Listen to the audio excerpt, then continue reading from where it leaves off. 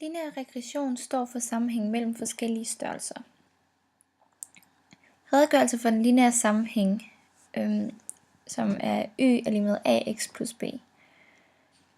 Y er afhængig af x, altså når x vokser, vokser y også.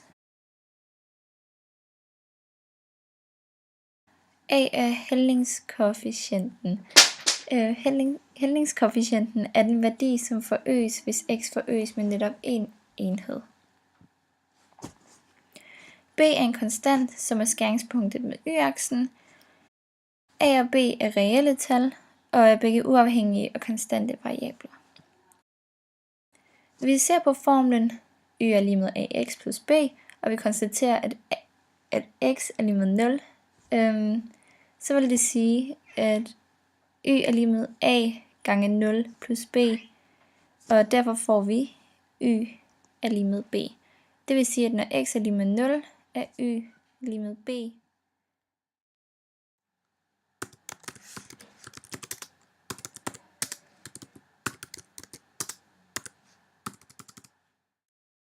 Når du skal finde a, skal du bruge formlen y2 minus y1 over x2 minus x1.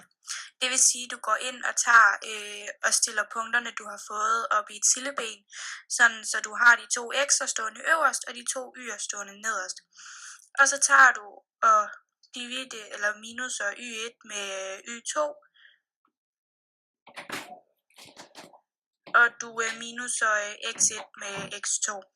Og så får du det skal så stilles op til en brøk, så du så får x'erne øverst og y'erne nederst, og derefter skal du så regne det ud til decimaltal. Og når du så har decimaltallet af brøken, så har du a.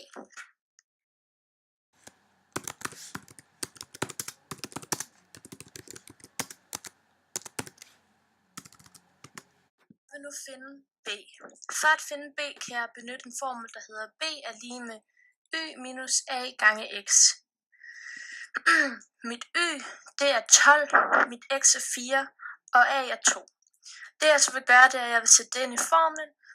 Så kommer det til at se således ud, at det får en ligning, der hedder b er lige med 12 minus 4 gange 2, og 4 gange 2 har jeg sat i parentes. B det er min ubekendte, og jeg vil gerne finde frem til, hvad b er, så derfor så vil jeg løse ligningen. Det gør jeg ved at reducere mit stykke, så det kommer til at se således ud. B er lige med, så starter jeg med at regne min parentes ud, og da det er en minusparentes, så ændres fortegnet, så det er 4 gange 2, det er 8, så det bliver minus 8. Og så har jeg 12 stående i forvejen, så det er 12, b er lige med 12 minus 8. Det reducerer jeg så igen, så jeg ender op med at have b, som er lige med 4.